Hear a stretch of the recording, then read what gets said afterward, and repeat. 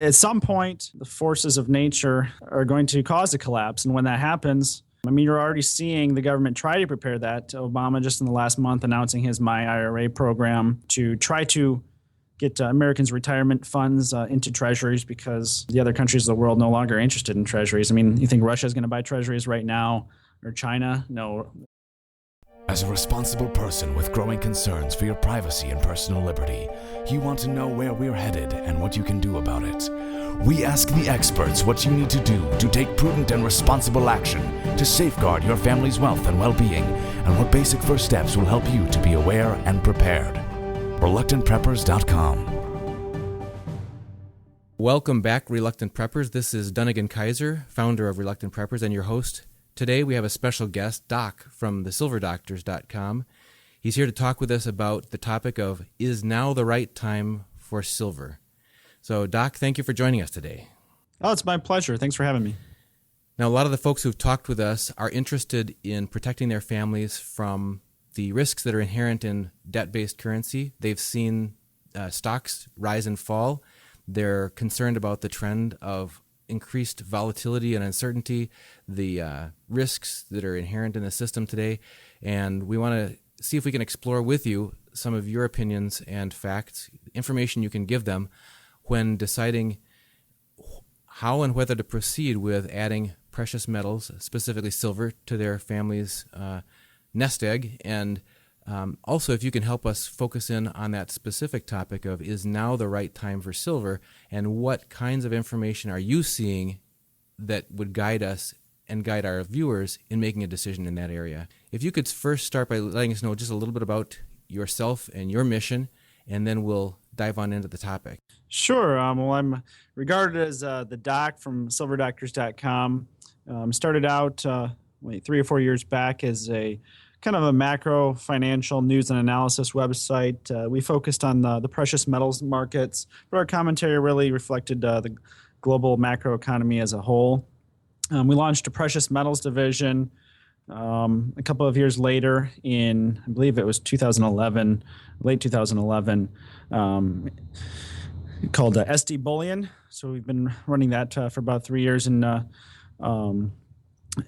my background is medical doctorate, and kind of our goal and mission has always been to kind of help both educate and help people financially preserve their health with what is coming in basically the destruction of fiat currency. We've seen a lot of it really since the financial crisis started and begun in 2008. So that's kind of a little bit of a background. So we've been selling gold and silver bullion via retail since, I believe, late 2011. And really because of our personal beliefs of trying to help protect the average Americans, protect their hard-earned savings from the destruction of currency devaluation and everything related to the global financial crisis. So that's a little bit of the background of where I come from and the site and kind of our mission at Silver Doctors and SD Bullion.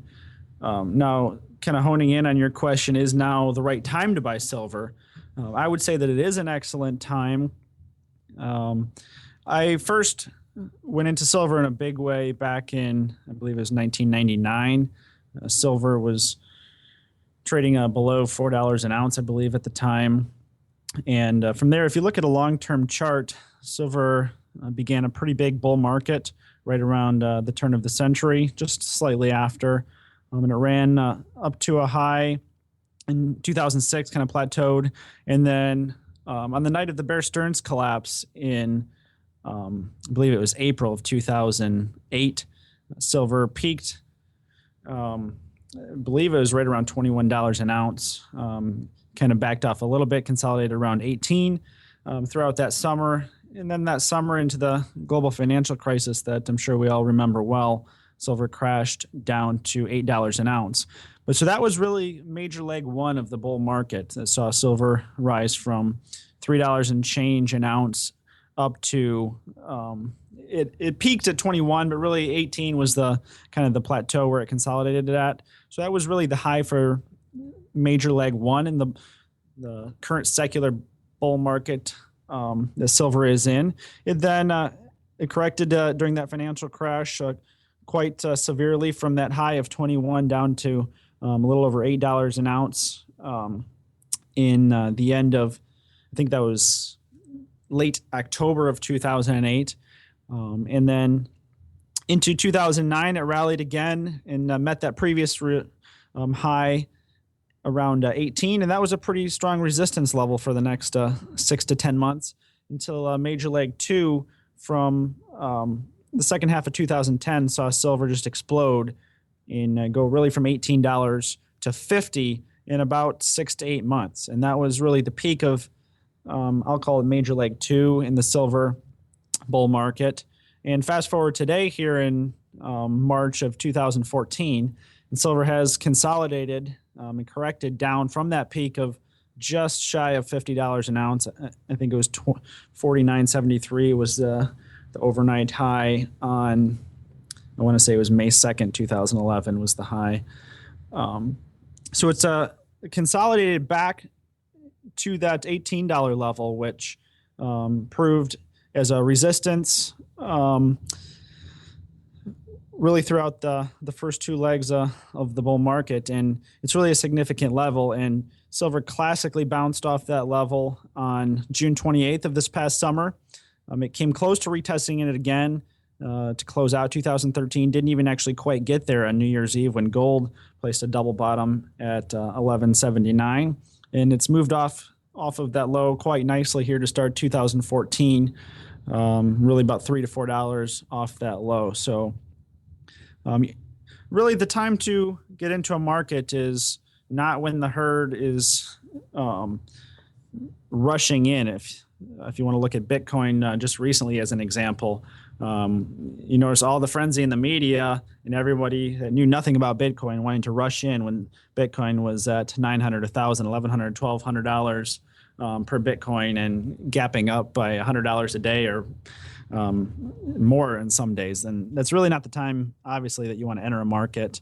You want to enter a market that you understand the fundamentals, you have a long-term outlook that the asset is undervalued significantly, but you're at a point in the market where the asset is undervalued.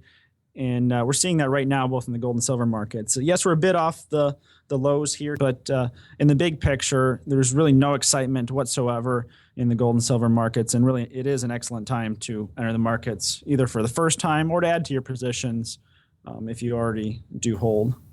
Yeah, confirming your comments about you don't want to wait until everyone else is excited about it. I know that we talked to Andy Hoffman a few weeks ago, and he was saying that if you wait until there's a lot of excitement and fervor around and you see the price going up, it's too late in some cases to get your hands on physical at that time, and there can be exorbitant premiums that happen because the price of the physical silver that you want to be able to possess and safeguard yourself can be very disconnected from the paper price. If you want to talk about when is the right time to do your due diligence, the time is now. Even though it's maybe fallen out of popularity or fallen out of favor, that's exactly what you're describing is the right time to find a value in a commodity market. Exactly. And I do want to emphasize what you just mentioned about doing your own due diligence.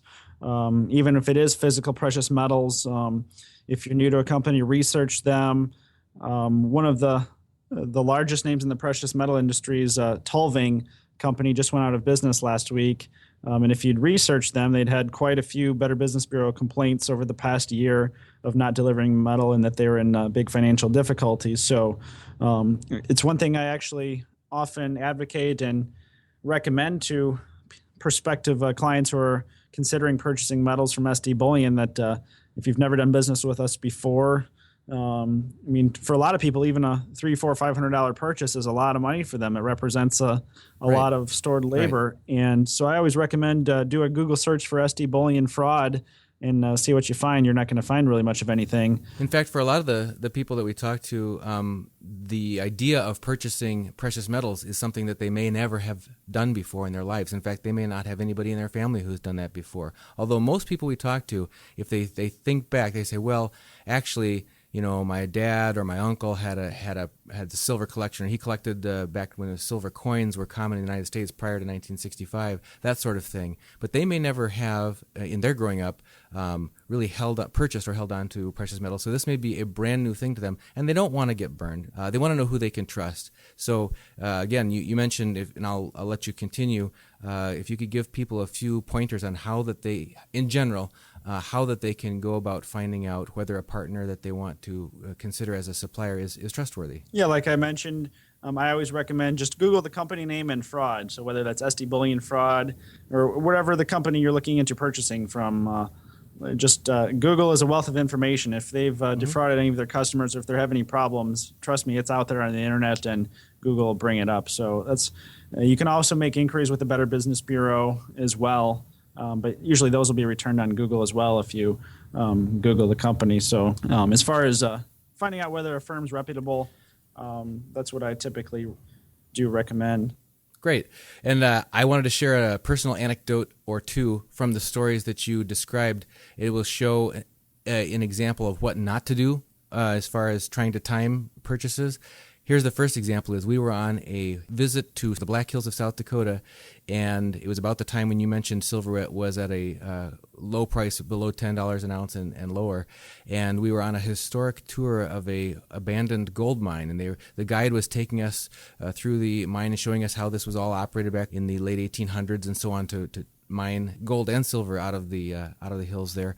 And then she mentioned that right across the street was until recently operating commercial gold mine. And she said, but it got to be the point where the price got so low it wasn't even worth them digging out of the ground. So they've ceased operations because they just couldn't make a go of it. So they've just basically put the thing in mothballs for now. And it never dawned on me until years after that moment that was an obvious clue to us that would have been an ideal time to become buyers of precious metals.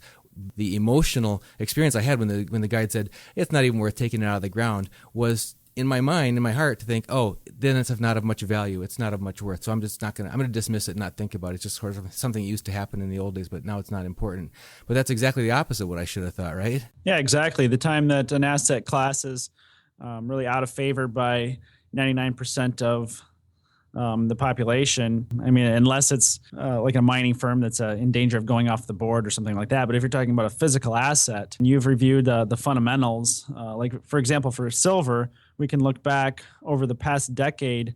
According to the World Silver Survey, global investment demand for silver in 2002 was 31.6 million ounces. So that's investment demand across the world for silver was 31.6 million ounces in 2002. Fast forward to 2011, and it's nearly 290 million ounces. So almost a tenfold increase in investment demand for the metal in only 10 years. And that's where, and that's is during a time when really the mainstream population, mainstream investing, at least here in the U.S., has not even taken notice of silver at all. And my second anecdote along those lines is back a few years ago when silver was really making its most recent, you mentioned the second leg of its bull market. It was becoming quite exciting to hear about it in the news. It was being reported. We heard people talking about it. And that's for the first time ever when we were awakened from our slumber and started, we don't want to feel left behind. We don't want to get left out. So we acquired some during that time, but that was very, not exactly at the short-term peak, but near it. And it's easy then to look over the next 2 years and go, oh, I got burned. I'm down. The value that I sunk in from my life work and blood that I did to make that money is now less value than it was then. I made a mistake or whatever. But the way you're describing it is people need to take a long-term view. So I guess if you could speak a little bit to that to give people some understanding that this isn't a short-term phenomenon and help them understand sort of that long-term perspective of the difference between acquiring something that's real versus just sort of timing something for quick trade. Sure, and kind of your point there with the long-term view, you also don't want to compound your mistakes and throw good money after bad by, we really see that a lot, liquidating your trade after it goes down.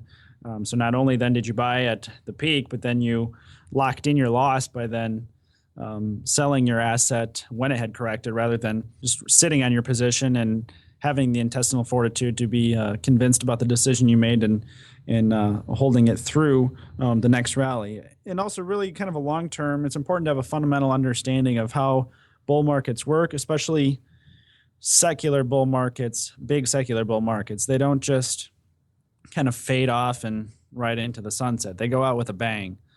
Think the NASDAQ in 2001. Everybody has to have it. Your yoga teacher is telling your wife, or your wife's yoga teacher is giving her tips on the stocks. Your mailman is telling you what stocks. Right. Think about like the Depression. What's always heralded as the sign that the stock market had peaked in the Roaring '20s prior to the Great Depression was that the shoeshine boy was giving stock advices and stock picks. Right. So somebody who really shouldn't have any sort of financial experience or be giving financial advice when he's confident that he can give out tips because everything he touches just turns to gold and goes up. So when everyone's an expert, become very cautious. Right. When everybody's around you is an expert, when the housewives and all the Tupperware parties, they're discussing their stock picks and whether it's at the end of the silver market, their silver mines and whatever, that's the time you want to start to get rid of your position and look to convert your asset, whatever that may be, to something else. Because really, when that happens, there's no one else to sell to. There's both sides of a trade. There's both buyers and sellers, and when everybody is a buyer, and the buyers are exhausted, then you have a capitulation. And that's really classic of any massive secular bull market. They don't just kind of slowly decrease and fade off into the sunset. They go out with a bang. And in this case, several folks that we've talked to are concerned. There's a growing concern that there's going to be something fundamentally different about the nature of the end of this market, in the sense that it could be the very structure of the market itself, the structure of the world economies, of our currencies of all nations could be affected. And then if we really are headed for very challenging and very different times ahead, then is there a different mindset that people would bring, rather than just thinking, well, I'm just going to quick sell my silver or gold when it's high and get my cash back out of it? Cash might not be what they're looking for at that point, right? Yeah, exactly. The thing that people new to the market have to understand, physical silver and gold, and we're not talking about like ETFs or mining stocks here right now. We're talking about physical metals in your own possession. They're really the only assets in the world that you can hold and that are no one else's liability. If you think of any other asset, whether that be a stock, a bond, or even real estate, at least here in the U.S., you really can't own real estate outright. I mean, if you think you do, but even if you've paid off your mortgage loan, try going 3 or 4 years without paying your real estate taxes. The property tax, you bet. Or even your homeowners association if you go a year without paying that, see if you still own your property. Right. But physical gold and silver, if you own them in your possession, they're no one else's liability. That means that you're not depending on anyone else making good on that payment for your asset. And for example, stocks, you might think that you own that stock, but 99.99% of Americans today, they don't own their stocks anymore. The DTCC owns their stocks, and they're called in street names. So if they were to fail, there's a whole chain of custody, and if really the risks are almost incalculable of things that can happen. And unless you've registered the shares in your name and received that certificate, really they're not owned by you. And even in that case, you have the risk of the company going off the board and going bankrupt. Whereas physical gold and silver, those are assets. They're no one else's liability. They're not promises to pay. They are money, and they're held in your possession. And what you were alluding to is, as far as what could happen here, if you look back in 2008, things seem a little bit better since then, but nothing fundamentally was fixed. All of the bank's liabilities were swept off the balance sheets of the banks and swept onto the Federal Reserve. Nothing systemically has been changed or solved. It's basically just been wallpapered over. In some ways, this underlying situation is significantly worse in terms of the magnitude of the debt levels that we're talking about, right?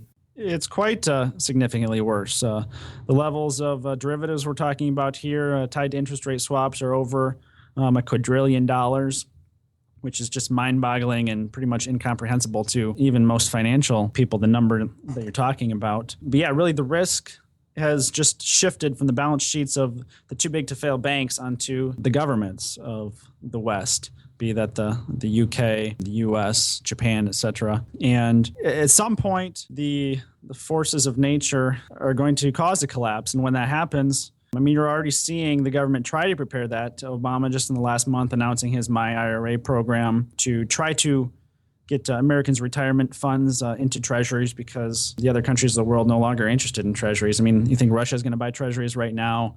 Or China? No. Right. Any excess reserves they have, they're going to put into rubles, yuan, or gold. So really the only, outside of just outright monetization and printing the money to purchase the bonds, Americans' retirement funds are the only funds up for grab that the government can use to fund 1 trillion annual deficits. So in a sense, by investing in precious metals, people are essentially taking their wealth off the books of these other parties where there's risks and vulnerabilities to it. One of the concerns that people have is, well, then where do you put your eggs when you've got all your eggs in that basket, or maybe not all of them, but a significant portion that people would like to protect?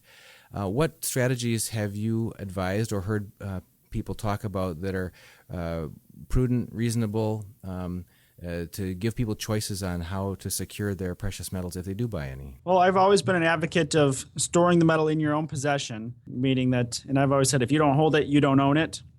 I strongly advise against any sort of unallocated storage because you can rest assured if it's unallocated, it's not there. It's been lent out or rehypothecated. Rehypothecated is a fancy Wall Street term for lent out 10 different times or 100 different times to different people, the same asset. Yeah, help people understand what unallocated storage means. What does that mean in ordinary terms? Unallocated means pay the firm to store your metal in their vault. But then unallocated means that you don't have any specific bar numbers or coin numbers or anything like that. They'll just hold it for you. But and you pay them a storage fee, say 0.5% or 1% a year. But it's unallocated. It's not, the certain coins don't remain in your title. They're titled to the company who is storing them. Versus allocated, you actually have title to specific bar numbers and serial numbers, and they're actually stored on a shelf with your name on it or the company you're with. So I don't really recommend storing metals at your own home. And really the biggest thing for safety is don't talk about your investments if you're purchasing physical gold and silver. That's really the biggest thing for safety, is just to keep your mouth shut and don't let anybody know about it. And because your friends talk to other people. So that's the biggest thing I always recommend is, well, I guess the other thing is avoiding safety deposit boxes. So those are my 3 big caveats. Keep your mouth shut, avoid safety deposit boxes, and definitely avoid unallocated storage. So the opposite of unallocated storage then is allocated storage in your own name or segregated in your own name, and you can still have a secure vault storage by a custodian company to hold your assets for you. Exactly. And depending on the firm, they may try to talk you out of it because the fees are a little higher, and you don't want to pay those type of fees. You just want to go with the unallocated because it'll be less expensive. And again, it depends on the listener and the customer and the amount they're trying to store. Obviously, if you have $20 million you want to protect, you don't want to purchase $20 million in gold or silver bullion and store that in your basement or in your living room. So you're going to want to store it somewhere. But if you do, definitely avoid anything unallocated. And what trade-offs do you see between different storage location options? That people have talked about the trade-offs between domestic, onshore, which would be stored in some place, in the country where you live, versus internationally. What are your thoughts about that? Diversification was probably the best method to go. I know a lot of people advocate at this point in time just totally storing abroad in places like Singapore, Hong Kong, as even Switzerland is pretty much compromised lately. But I definitely recommend if you're a higher net worth individual who has quite a bit that you're going to purchase and looking to store, that you diversify your assets. So not only diversifying into gold and silver, but also in the location physically. And what about privacy? A lot of the folks that we talked to, you mentioned about keeping confidential, not talking about what you do with your own personal finances. That's probably good advice in any case, whether it has to do with precious metals or other. But what about the mandated reporting that people are concerned about? Is there guidelines for ways that they can purchase and store and hold their precious metals in such a way that their privacy is protected? Yeah, I mean, there are guidelines. I mean, at SD Bullion, we don't report any purchases really to the government because there's a few cases where the government requires reporting. For example, if you make a purchase of over $10,000 using cash, the company is forced to report that. So basically, we help protect our customers by not allowing the types of purchases that the government forces us to report. As with any investment, you want to check with your tax advisor and accountant on the tax ramifications when cashing in, like selling, whether it's really a profit or a loss on gold and silver. Obviously, like any asset, the wash rule applies to selling gold and silver, which to those who aren't familiar with that, say you bought silver at $50 and now it's at 20, the IRS doesn't let you sell it at 20 and buy it right back at 20 and then claim your loss. So really it's no different than a stock, which applies to that as well. Further advice to our viewers on where they can find out more information if they'd like to do some more of their own due diligence to find out if this is the right time for them to purchase some silver and gold. Sure, I'd be glad to. Our website is silverdoctors.com. We also, the precious metals site that we sell directly to retail is sdbullion.com, and you can give us a call directly at 800-294-8732. And as far as other sites I recommend, the srsrocco.report.com is just a wealth of information as far as the silver market as a whole. Really other daily reads for us. There's a website that kind of focuses on global gold demand and really the Asian market. That's, I believe, the Netherlands site, In Gold We Trust. And then Zero Hedge, obviously, is a daily read as well, kind of for a macroeconomic perspective. Not really such a focus on the precious metals, but just a kind of overview of the finance and economy as a whole. For people to listen to, Eric Sprott's probably the best up there, that anytime he speaks, I sit down and listen. He's a pretty regular guest over at Silver Doctors. We try to have him on once or twice a year. For those who haven't heard of him, he's a Canadian fund manager. He manages, I think it's $8 billion. He has several gold and silver funds. And in 2010, he actually predicted the move in silver. When silver was 18, he said that silver would hit 50 within 6 months, and it hit 49.73, I think, like within a couple days of 6 months. So he pretty much nailed that one. And he's looking for a big move in both gold and silver the second half of this year, too. So I can never argue with him. One of the other things I've heard about Sprott Asset Management is that unlike the more perhaps well-known funds for holding gold and silver as though they were stocks, like GLD for gold or SLV for silver, that people might first find out about when they think, well, what's the simplest way for me to do this, is there's been significant concern in recent months about the possibility that those funds may not have all the physical metals that they would need to back up all the shares that are out there. But I think that that's one of the fundamental properties of Sprott Asset Management, right, is that they stand behind it, that if you own shares of any of their funds, there's the real metal behind it. Yeah, the average retail individual doesn't understand when he buys some shares of GLD that he has no access period to any physical gold. You're just trading a paper product, really, unless you're one of the few named banks in the prospectus. You're not able to, doesn't matter how many shares you buy, you're not able to convert that into gold. Versus Sprott's ETF, you can. And yeah, I can't recommend Sprott and his companies and his products highly enough. I don't have any affiliation with Sprott, but he's a good friend and highly respect him. One more thing I wanted to touch on that people have asked us is when they're just getting started and they're considering allocating some of their funds into gold or silver, do you have any thought process that you'd recommend for people to go through in terms of deciding what ratio or what proportion, first of all, of their overall savings that they'd like to put into precious metals? Second of all, splitting between gold and silver. Yeah, due to legalities, I guess I can kind of talk from my own perspective. Being a journalist and a precious metals bullion dealer, I'm not legally licensed to what the government would call give out financial advice. But from my own perspective and what I've done personally, Sure. I hold probably about 60% of net wealth, probably 50 to 60% in physical silver, probably about maybe 20% in physical gold, maybe another 5 to 10% in physical platinum, palladium, and a few various mining shares. I'm pretty heavily skewed in silver due to about a decade of research and a pretty strong fundamental conviction that silver is massively undervalued and is one of the most undervalued assets today. So if you go in and talk to any investment advisor, you're not going to hear those percentages given to you. Usually the numbers given are 5 or 10%. But to me, I'm convinced that silver is one of the most undervalued assets today, and I've kind of positioned my assets accordingly. So that's kind of my outlook and my personal holdings and perspective.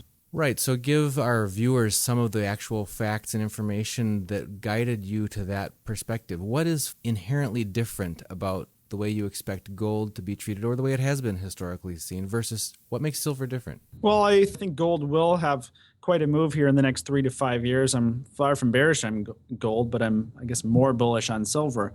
One of the fundamental reasons is simply the current gold to silver ratio. And if you look back through really the last 5,000 years of monetary history, the average ratio of gold to silver is traded at 16 to 1, meaning that 16 ounces of silver will buy about 1 ounce of gold. So that's about throughout 5,000 years of history. Current mining statistics actually coming out of the ground, there's only about 9 ounces of silver that come out of the ground versus ounces of gold. So in the crust right now, it's only about 9 times as prevalent. But if you look at the current price of the metal, gold is just shy of $1,370 an ounce, and silver is trading at just under $2,150. So if you do the math, $1,370 divided by just under $2,150, the ratio is 64 to 1. So both in a historical perspective as well as current mining ratios, silver is massively undervalued relative to gold, and silver actually is consumed in industry. It's used in everything from, it's historically the last 50 years, big in photography. That's becoming less and less by the day with digital cameras and imaging now. Nobody develops pictures anymore, so that use is declining, but every other use is rapidly increasing. Silver is one of the main components in solar panels and solar lighting.